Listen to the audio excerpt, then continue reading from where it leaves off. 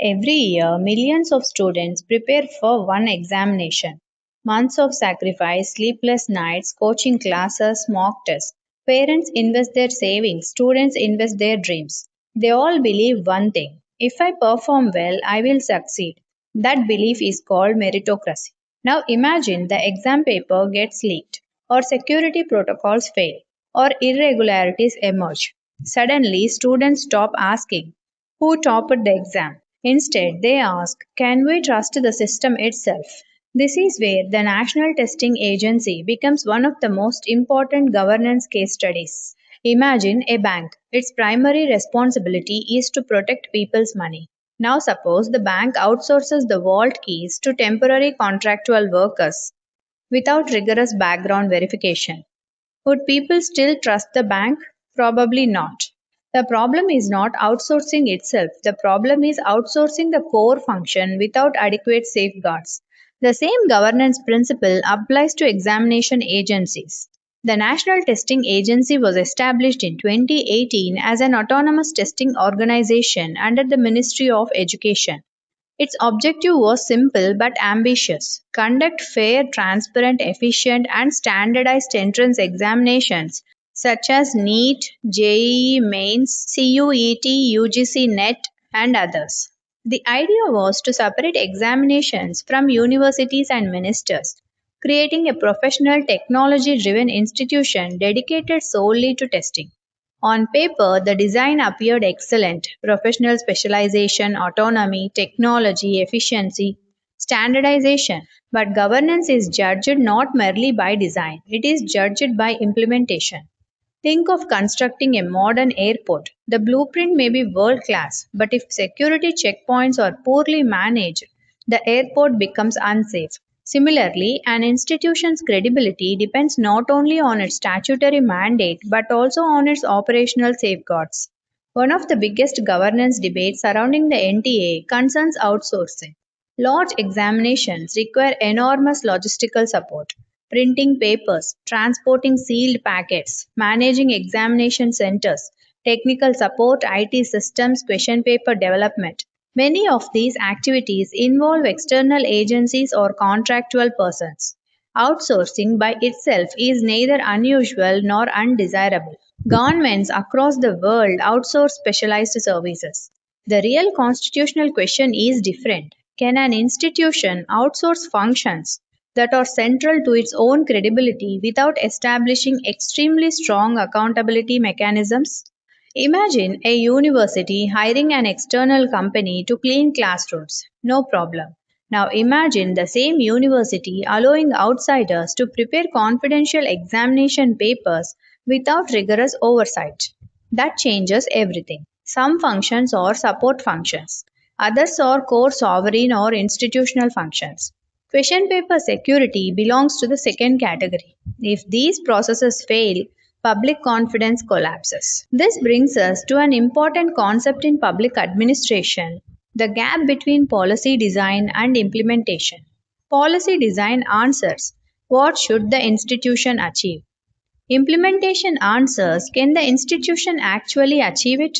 The NTA's objective is to conduct examinations based purely on merit, but achieving that objective requires robust cybersecurity, strict personal vetting, secure paper setting processes, encrypted digital systems, strong audit trails, accountability at every stage. Without these, even a well designed institution can fail. Think of a luxury car. It has the latest engine, excellent design, advanced electronics. But suppose the brakes are defective. Would anyone call it a successful vehicle? Of course not. Governance works the same way. Institutions succeed only when systems, not merely structures, function effectively. Another important governance lesson is the distinction between autonomy and accountability. People often think autonomy means freedom from control. Not exactly. Autonomy means freedom from day to day political interference. It does not mean freedom from accountability. Every autonomous body remains accountable through parliamentary oversight, ministry supervision, financial audits, judicial review, CAG audits where applicable, transparency mechanisms, administrative accountability. Autonomy without accountability creates opacity. Accountability without autonomy creates political interference.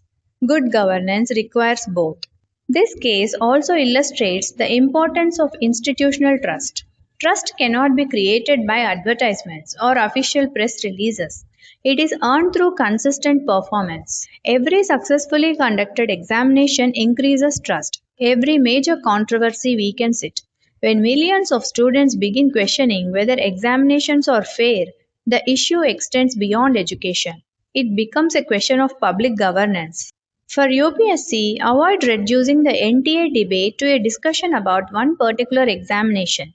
Instead, understand the broader governance lessons. The NTA is a case study in institutional autonomy, accountability of autonomous bodies, risk management, outsourcing of critical functions, cybersecurity, and examination integrity. Public trust in institutions, policy design versus implementation, and good governance. Notice something interesting. The Constitution never says that every institution must directly perform every task. Outsourcing is often necessary for efficiency. However, the responsibility can never be outsourced. An autonomous body may delegate certain activities, but it cannot delegate its constitutional and administrative responsibility for ensuring fairness, security, and integrity. That responsibility always remain with the institution. So the next time you hear the NTA outsourced certain examination related functions, don't immediately conclude that outsourcing is the problem. Think of an airline. An airline may outsource catering, cleaning, baggage handling, but it cannot outsource passenger safety. That responsibility always belongs to the airline. Similarly, an examination body may use external expertise for logistical tasks, but the integrity of the examination process, especially confidentiality, security, and fairness, must remain under its uncompromising control. Because the legitimacy of any examination system rests on one simple promise: every candidate competes on an equal playing field. The moment that promise is questioned, the issue is no longer about one examination. It becomes a test of the credibility of public institutions themselves.